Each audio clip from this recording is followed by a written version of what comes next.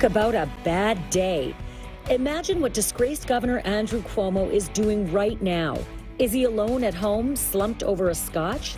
Is he surrounded by family and friends, plotting his next move? Former Illinois Governor Rod Blagojevich is here with his reaction to a fellow governor's fall.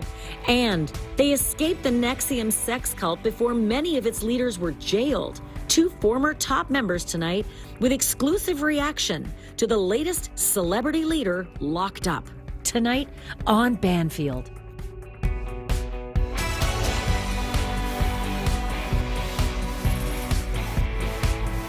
Hello and welcome to Banfield. It is just after 10 p.m. in New York tonight.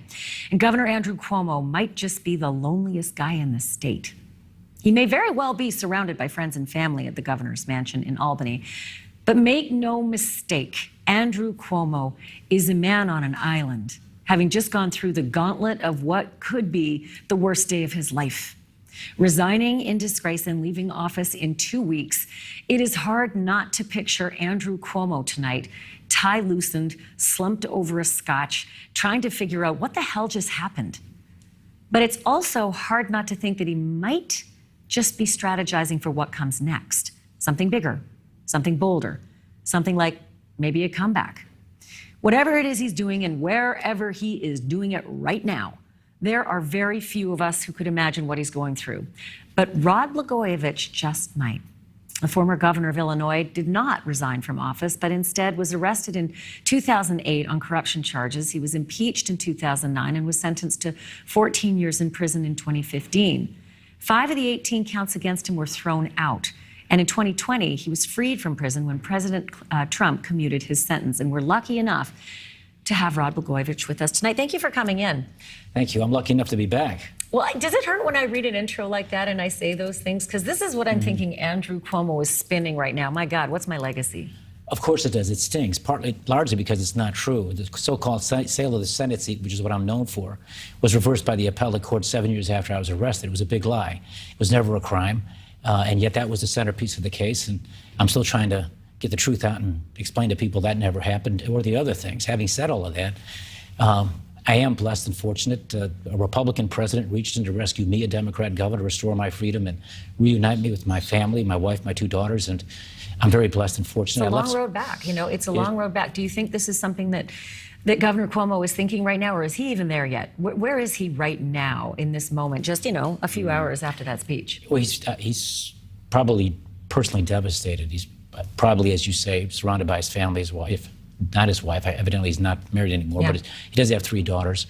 It's a personal tragedy, of course, and on a human level, for me, I certainly feel terrible for him. I don't want to kick a guy when he's down, and yet I do feel like there's a big difference between what he did today and what I continue to do, and that is I never gave in. I never gave up. I insisted on my innocence. I still do, and I went down fighting. And the governor today put out a statement and gave a speech that was very impressive. He's eloquent like his father. He talked about how he's New York tough and he's not a quitter. And then the very next line, he quit. And if you didn't do what they said you did, you should fight and go down fighting for the people of New York who elected you. If you did what they said you did, then you should resign and you should accept responsibility and you should atone for what you did. But I don't think you can have it both ways, and that's what the governor is trying to do. Did you join Twitter today? I did, as a matter of fact. Okay, I thought I had heard right, and we grabbed you. I think this is your first tweet. Correct me if I'm wrong. I want to read it, and it has to do, of course, with Cuomo. Cuomo said he didn't do anything wrong, but then he quit. What?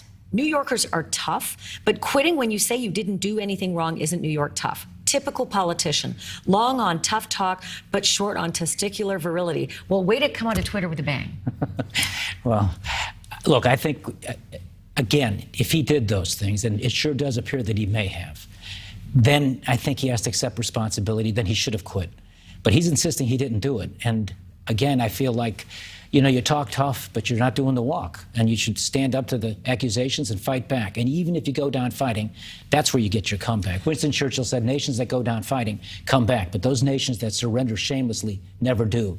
And my prediction for Governor Cuomo is he's not going to come back. I think he's calculating that he might. But I believe eventually the voters of New York are going to recognize that he, you know, quit. And he quit because he did something wrong. But did he really have any choice? I mean, he really didn't have any allies. I mean, there might be a couple, surrounding him in the governor's mansion, but the Democrats in New York, the Democrats across the country, the president, everybody had basically said, the ship has sailed, it's time to go. Well, that's right. And again, here's something that I know about because it happened to me too. You felt pretty lonely that night, I'm sure. I felt lonely for 12 long years, including the 8 I was in prison. But let me say this. When you're the governor of New York, the second largest state in America, the governor of Illinois, the fifth largest state, or a governor anywhere, you've been hired by the people to represent them and fight for them. And he has said in previous speeches that he's not going to let a group of politicians kick him out of office when the people elected him. So his obligation isn't only to himself, it's even larger. It's the people who elected him and not allowing politicians to hijack him from office without a fight. Now, again, if you did it wrong, accept responsibility, and you owe the people that. You should leave. But he's insisting to this day he still didn't do anything wrong, and therefore, I believe he must fight. And I think his bigger problem, frankly, is the nursing home scandal, where 6,000 seniors lost their lives because of misguided policy that he had put in place. That, to me, is the bigger scandal. Well, and politics will play into this, right? Because any chance that there's blood in the water, people sniff it. That's and right. They go to town. So I expect we're going to hear a lot of that, a lot more of that. But then there's the issues that are ahead that are frightening. I mean, impeachment stinks, right? But then there's criminal. And again, these are things that you can speak so eloquently to. These are real for him. Do you think today had any... Well, was there a scintillation and possibly a deal made with other Democrats in New York? Step down and we'll step off the impeachment. Or is he too toxic for anyone to even want to talk to? No, I think he made a deal. I think there's an understanding between him and the legislative leaders in New York. I do. I think they said, you go quietly, we'll let this kind of slide away, and the people will forget. And in a year or so, it'll be old news. And you can rebuild your life and try to come back politically. I do think that. And I think that's what kind of encouraged him to leave. Is that the way it works, Rod Bulgovich, honestly? Like, politicians will say one thing publicly, like he's got to go, and then have a meeting in the back room saying, go quietly and we'll talk to you in a few years. Tell me that can't be. You remind me of that character Claude Rains in the movie Casablanca when he said... I thought you were going to say Pollyanna. No, he said, there was gambling here, Rick, I'm shocked. Right. No, there's nothing shocking about that. That, unfortunately, is how too many politicians are. There's a great amount of duplicity in the business, a lot of backroom stuff, behind-the-scenes stuff. I know from my own experience, offers and deals were being conveyed to me that if I left office on my own, that I could keep my salary and keep a security detail, but I couldn't pick a United States senator. There were all kinds of backroom things that they were trying to do with me, but I wouldn't do it because to quit would have been an admission of guilt. Now, I paid a heavy price, but I really believe my conscience is not only clear, but I'm back now. And I believe in a much stronger position to get the full truth out on what happened to me, the corrupt prosecution against me, and to be able to talk about the importance of not allowing the legislative branch to weaponize impeachment and prosecution. Because what you're doing is you're weakening the executive branch and you're making governors totally beholden to the legislative branch. Oh, sorry about that. I hope we can still hear you. That was your mic. That was my mic. Someone didn't like what I'm saying. As long as we can still hear the governor. Listen, what I think you hit the nail on the head is the devil's in the details. It's my favorite expression of all time, especially when it comes to litigation, right? The media can just sail on any kind of narrative it wants, right, and it becomes reality whether it's true or not. To that extent, there's a lot of people talking about Andrew Cuomo. There's a lot of people talking about things that are being said. Evidence is important, and nothing has actually been asserted in a court of law yet. In your particular case, loads of things were asserted in a court of law, and you ended up actually going down for it, and yet you still say things didn't go right. He's facing serious issues with forcible touching. He's facing a potential misdemeanor that does have prison time. How important is the evidence going to be? And how important is it going to matter when it comes to the narrative that's out there for everybody just sucking up all of these pictures today? Well, that's a good question. Quickly, in my case, I had all kinds of evidence they wouldn't let me play, like tapes, FBI tapes, that would have proven that the conversations they used against me were twisted and out of context, and they were not criminal. But going to the issue of Governor Cuomo, No, he's stuck with the narrative now, especially since he quit like he did.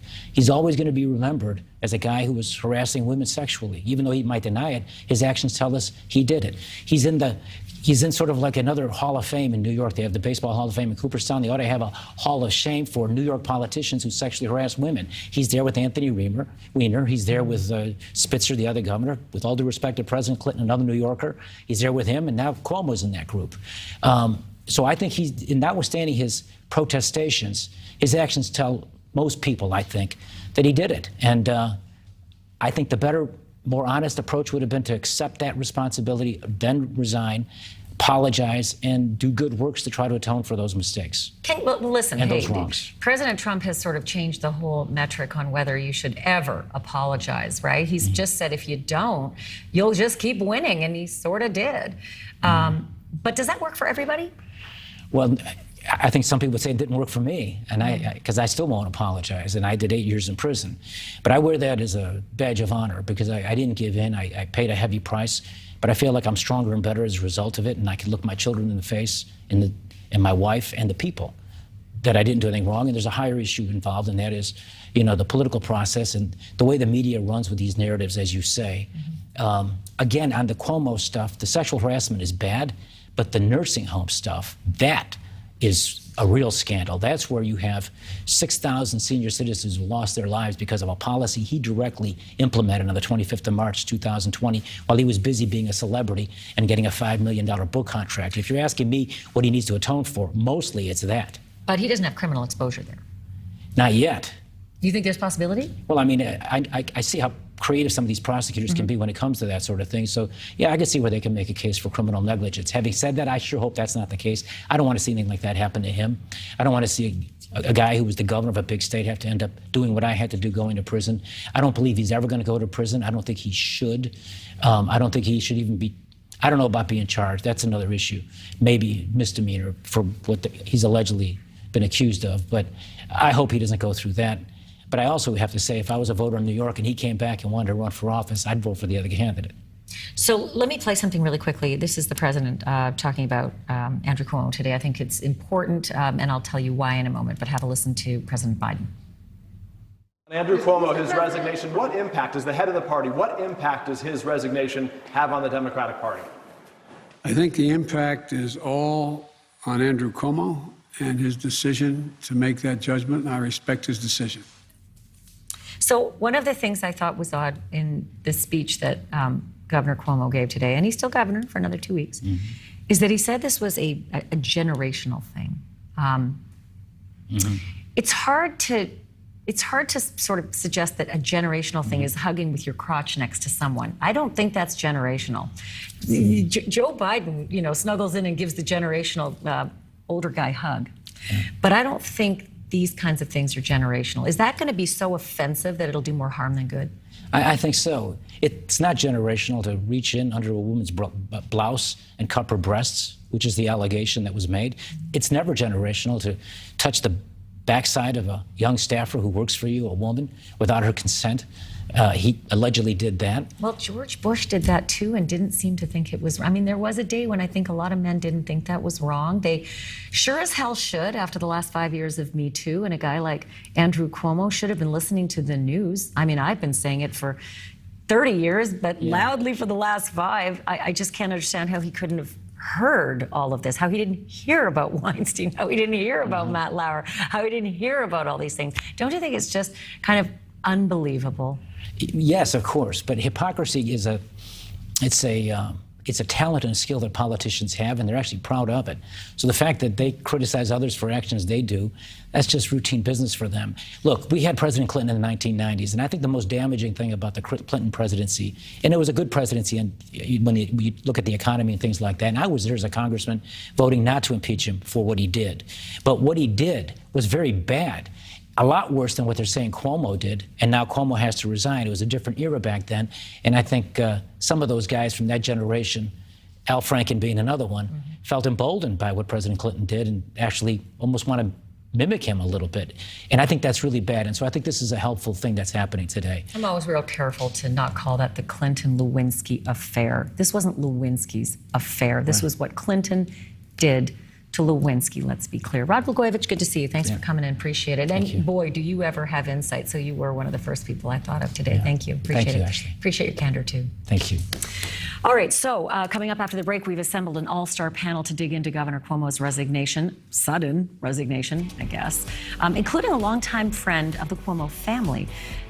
Was it a real resignation, or was this just part of a comeback strategy? Going to discuss that next.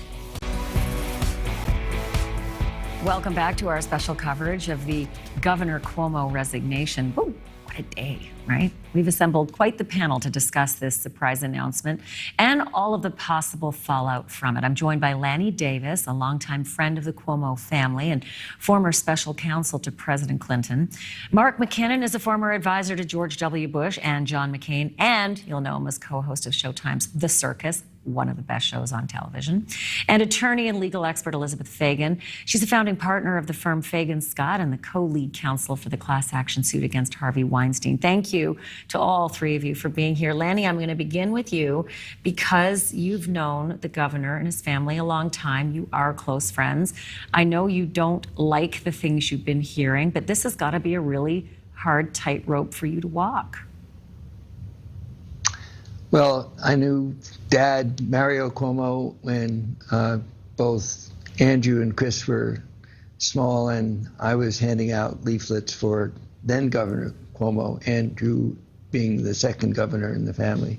So it's a sad time for any friend of the Cuomo family. And that being said, what Governor Andrew Cuomo did was truly indefensible. The Attorney General's report was overpowering. Of course, what was called for today, and I'm sad for Governor Andrew Cuomo that he didn't do it, is that when you say I'm sorry, when you've made a big series of mistakes with victims, you don't put any ifs and you don't qualify. You simply say I'm sorry. And by the way, the victims do not have to accept your apology. Indeed, I think Governor Cuomo should have called every victim or alleged victim and apologized personally, and still should. So I was disappointed that he didn't step up and follow the basic crisis management 101 rule. When you mess up, you own up, and you don't have a if, and, or but after the words, I'm sorry. So that, to me, would have been the advice I would have given him. Having said that, I still feel very sad about the tragedy. He's done great things as governor during the pandemic, certainly did great things. Now there's a shadow that will be over all those great things, and it's a tragedy. Well, and the nursing home scandal still has to shake out as well. You know, Mark, I think last week I was on vacation in Canada, but I watched you on this show predicting that this was going to happen. As you watched Governor Cuomo's speech today, were you satisfied? Did you feel there were big chunks missing? What'd you make of it? Well, I think it was problematic on a number of fronts, Ashley. I mean, one is that, you know, to describe your actions as something you've done all your life doesn't help your case. And the other thing is that I think that what he's trying to say is that, you know, I never really intended any harm, and these sort of things that are being litigated and looked at aren't really all that problematic when he wrote laws that make what he did problematic. So, in other words, he's trying to separate himself from his personal conduct from his public persona as governor, where he wrote all the laws that make precisely the kinds of conduct that he did problematic.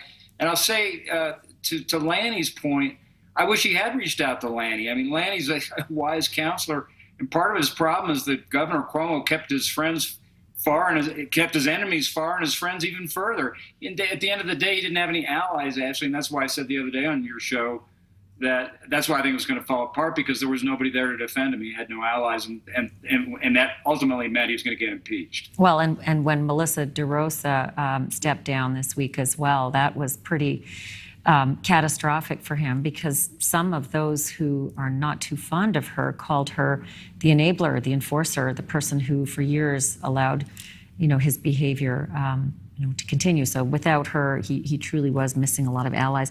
Beth, I want to play a portion of the speech today where the governor qualified his behavior, and I'll just, put the contours on it as generational. So now that you know what the soundbite's going to be, you can really listen closely. Have a look. I do hug and kiss people casually, women and men. I have done it all my life. It's who I've been since I can remember. In my mind, I've never crossed the line with anyone. But I didn't realize the extent to which the line has been redrawn. There are generational and cultural shifts that I just didn't fully appreciate. And I should have. No excuses. So, Beth, part of me actually does feel wistful for many older gentlemen out there across the country who say, I don't know what the rules are anymore. For God's sake, why can't it just go back to the way when it was easy and none of this would, be a problem? But then there's hugging where you make contact with your crotch. And I don't even think my great-grandfather would have done that and thought, this is fine. That's what I think. Every time I hear him raise the idea of generational differences, he reached into a woman's blouse and groped her breast. Allegedly, you're right. But what you have is this pattern of women who didn't speak to each other before, but who experienced the same type of conduct, whether it's, the hug and then touching on the butt. That's not generational. In fact, we have a governor here who drew the line. He passed laws during his time, supposedly, to enforce sexual abuse laws. So he knew exactly what that line was, but he used his power and position and privilege, really, to cross that line. Yeah, and also, why does it take 11? I'm so sick of this. I'm so sick of the hundreds or the 80s or the 50s, women who say something and we're still wondering. Well, maybe they're not telling the truth, all 50. Cosby, Weinstein, it just keeps happening. When does a woman's vote on justice actually equal a man's? When does it become less than 1/150th? Hopefully soon, but we're certainly not there yet. And I think right now we're in a place where the tide is turning and changes are being made because women are using their voices collectively. And I think it's so important that they continue to do so. And I keep saying contemporaneous reporting and corroborating evidence. Even if you don't believe a tone of voice of what some people are saying, you can't ignore evidence, and that stuff is starting to rain down. And I'm fascinated in that part of it if it actually becomes a criminal case. It's an investigation right now, but don't go anywhere, all three of you, because there's something that I have been trying to hear all day. And actually not just all day, for weeks. I've been trying to hear what the Clintons have to say about this. Think about this. They're New Yorkers. He's their governor, Mrs. Clinton. Well, she was the senator in New York. And Cuomo was HUD secretary in President Clinton's cabinet. But they haven't said anything. I'm going to ask my guests about that next.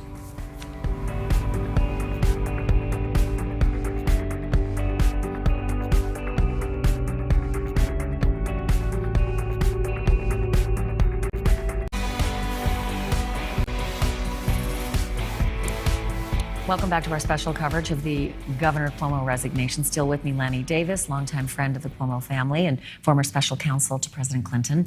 Mark McKinnon, a former advisor to George W. Bush and John McCain, and the co-host of Showtime's The Circus, and attorney and legal expert Beth Fagan. So, Lanny, I went to break talking about the silence of the Clintons, and since you're the closest person to the Clintons, I want to ask you about that. It seems deafening.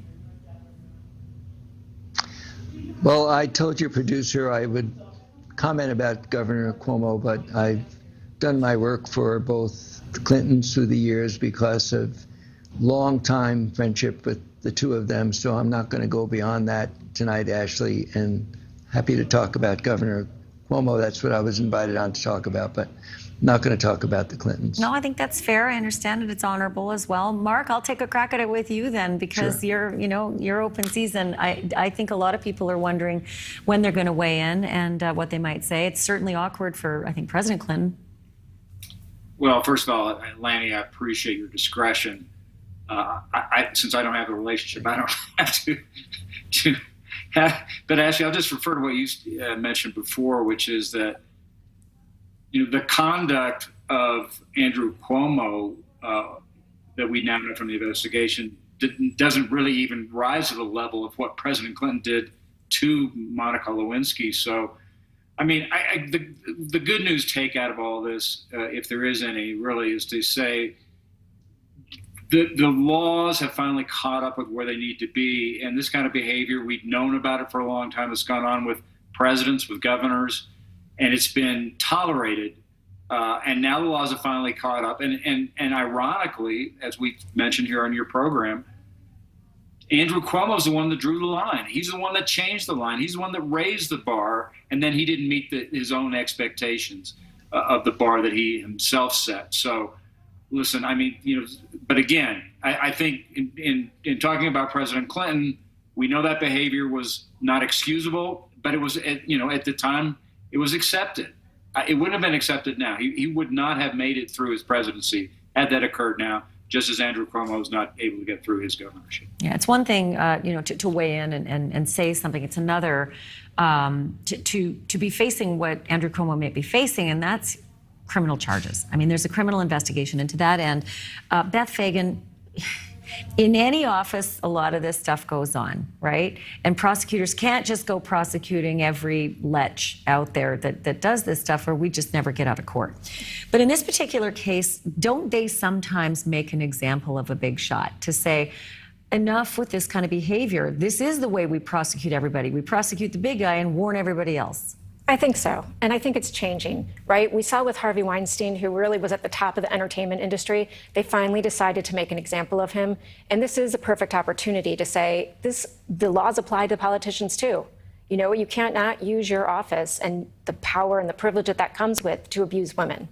Yeah. Lanny Davis, I want to ask you, because you do so much crisis counseling as well, is there a future for Andrew Cuomo after this? So I'd like to think that his future is making this a teaching moment for other men who have no clue about offending, abusing, taking advantage of a power disparate relationship with women in the workplace or in privacy. This could be a teaching moment if Governor Cuomo had stepped up and hadn't put any ifs, ands, or buts behind his apology, and even added, I don't expect my apology to be accepted. I just want to communicate that apology personally to every single of these women who came forward. This could be a teaching moment, just as the Me Too movement has been a very valuable and important teaching moment for many men.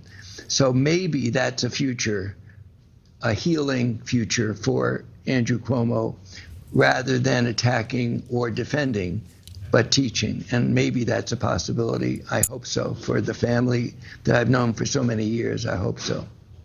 Yeah. So there's this other issue, and that is we've got 2 more weeks with him at the helm, and then in comes Kathy Hochul. I have to admit, I live right next to New York, and I thought, gosh, that's not a really familiar name. And I wondered, is that because she's kept at arm's length? Is that because I maybe don't follow enough local politics in New York? I don't know. But let me ask you, Mark McKinnon. Kathy Hochul has been at the governor's side for 7 years. She's publicly distanced herself, but she's about to take the top job. I guess my question is, yikes, is she going to have to fend off being his ally for this long, or has she done enough just by, publicly distancing? I think she'll get it coming and going. I mean, I think it says something, Ashley, that she's been lieutenant governor for 7 years. And not only are you not familiar with her, I was not familiar with her. I was on a show with 3, 30, 40-year veterans of politics who couldn't remember her name. So, but she's being rocketed into the spotlight now. She's got a legitimate platform to run. But I think she's going to have some serious competition. And as you said, there's going to be some liability with the fact that she was so close to Cuomo. I am so glad you said that, because I really sort of stepped out on a limb thinking, oh, Mark McKinnon's going to say, you idiot. She's been around forever. Right there with you. The fact that you said that made me feel so much better. I got to thank you all. I mean, this has been very fulsome, and I so appreciate it. And Lanny, I'm going to repeat it. I think you're honorable. You know, you're the kind of guy everybody wants to employ if you're not going to slay your former employers and your friends just because some dumb anchor asks you for an opinion. Thank you to all three of you, and I look forward to talking to you again. Thank you. All right, so the Cuomo story is really just beginning. We're going to be following it forever. But there's another sensational story out of upstate New York as well. Allison Mack, star of the TV show Smallville, is headed to prison for several years because of her role in that super weird sex cult called NXIVM. But is her sentence long enough at 3 years? And she was right up at the top there. Coming up, 2 survivors of the cult are going to talk with us exclusively with their reactions to the sentence.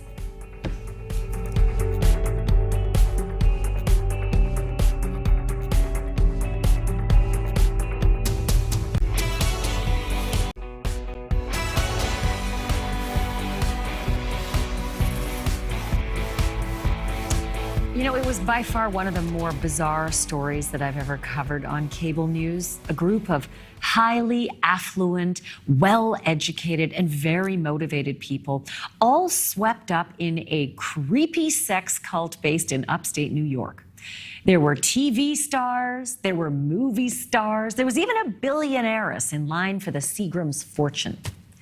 Women in the cult were branded with the initials of the cult leader.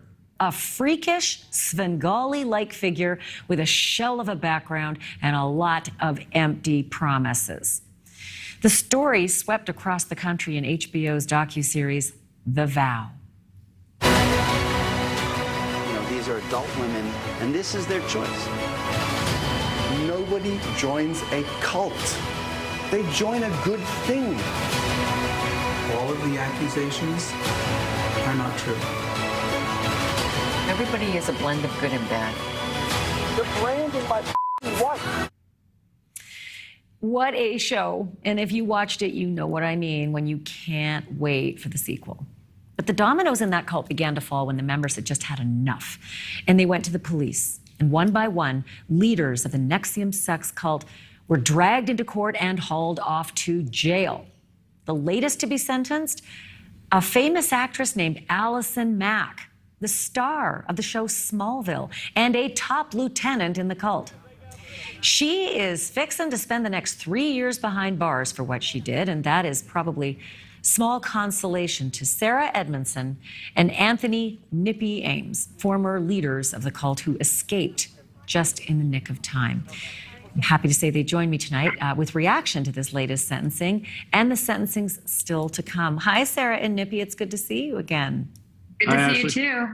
Okay, so it seems like, you know, throughout the last year, character after character goes into court and gets a sentence, and then, you know, we all wonder if it's enough. On this one, Allison Mack, she was one of the top. I mean, she was responsible for so much, and yet it's just a 3-year sentence. So what do you guys have to say about that? You know, I understand for people who are looking at this from the outside that may not seem like enough. And ultimately, Nippy and I really trust the judge. This is a very complicated case. This has to do with indoctrination, also known as undue influence or resocialization. And ultimately, we don't believe that actually Allison, you know, is a real threat to anybody anymore, but the judge also understands that a precedent has to be set because crimes were committed.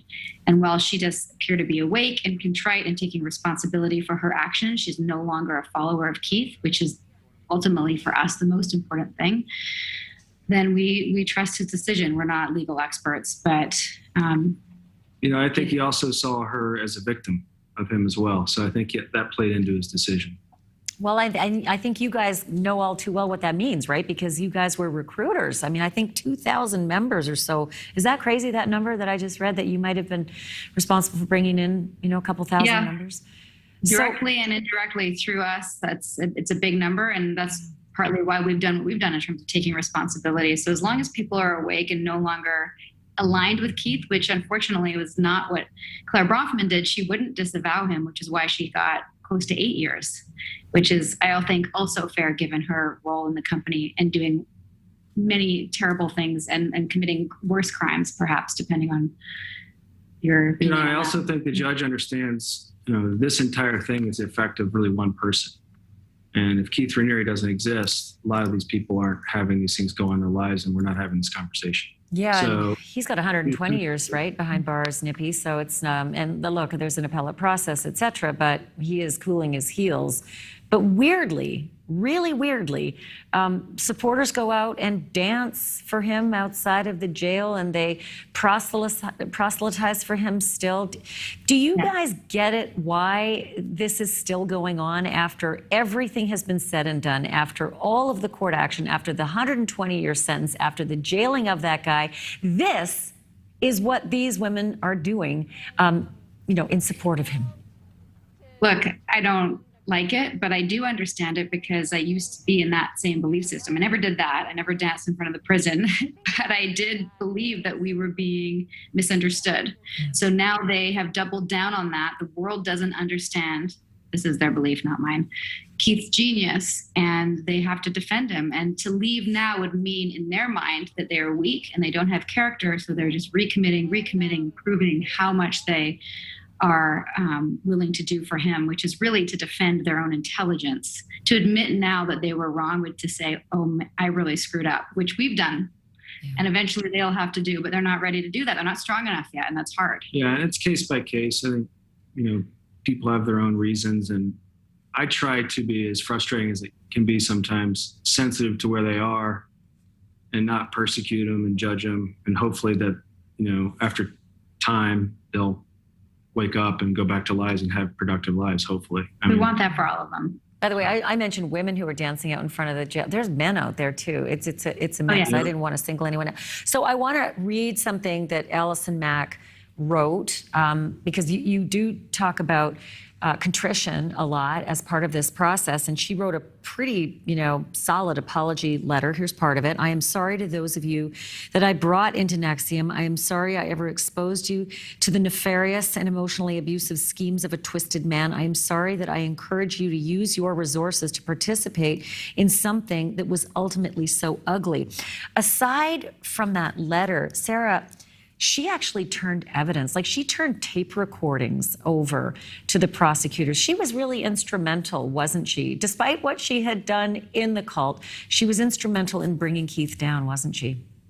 I believe that cooperation was part of the judge's reason for giving her a lower sentence, just as he did for Lauren Salzman, who was the proverbial nail in the coffin for Keith's ultimate sentence. And I believe both of those women cooperated, and that was a big part of his decision. All right, Sarah and Nippy, stay with me, because I have so much more I want to ask you about. Not the least of which is, yes, you escaped the cult, but they had blackmail material on you. A lot of these members willingly handed it over, and now I wonder, do you fear it's out there? Could it still come back to haunt you? I'm going to ask you about that next.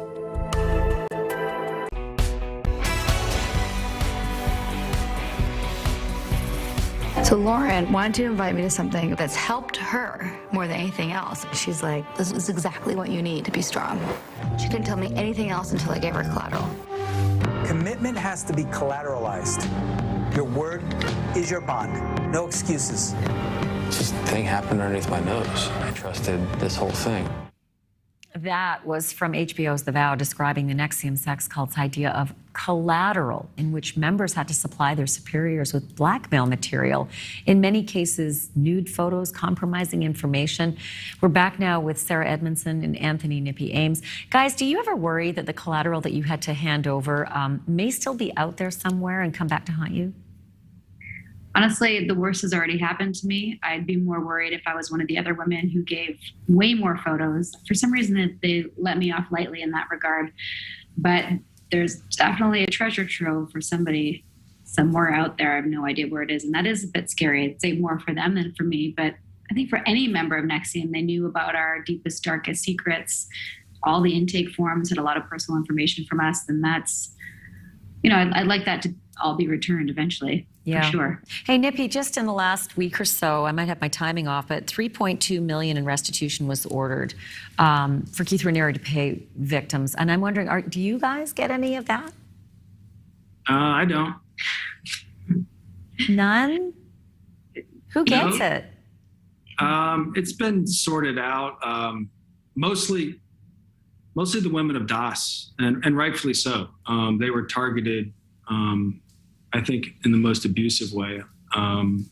So in this particular case, I think, the restitution was pretty fair. I mean, Sarah, that's you. You were branded. You've had to remove that awful site of Keith Raniere's initials. I'm not totally sure how the numbers were, how they came up with the numbers, but the largest numbers came to the women who were sex trafficked, branded, and will have lots of years of therapy to go through and have their brands removed.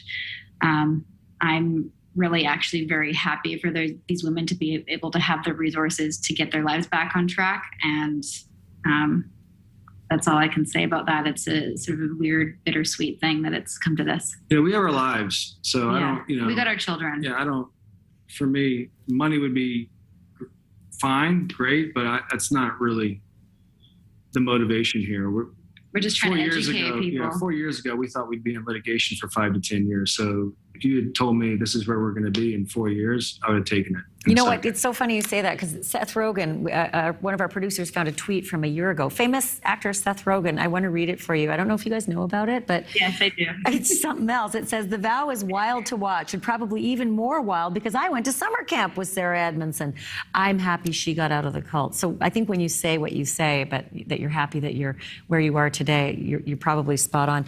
Nancy Salzman, on the other hand, still has to be sentenced, and she was Keith's number 2. I mean, if you watch The Vow, she is part of it right from the get-go.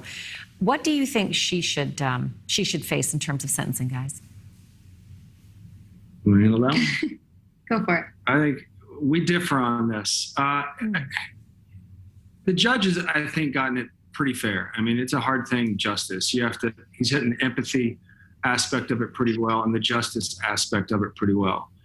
It depends on, I think, where she is, and I think his objective impression of where she is. I think he's done a pretty good job so far. I don't really know everything, the nuances in the way that I think he might. So in terms of her cooperation and and all that stuff. All that said, you run the red light. I think you're going to have to. There has to be a consistency in our justice system, and I think if she's guilty of those things, there ought to be something there. I don't know that she's better off in jail and society's better off in jail. I don't think that's the case, but I do think something has to.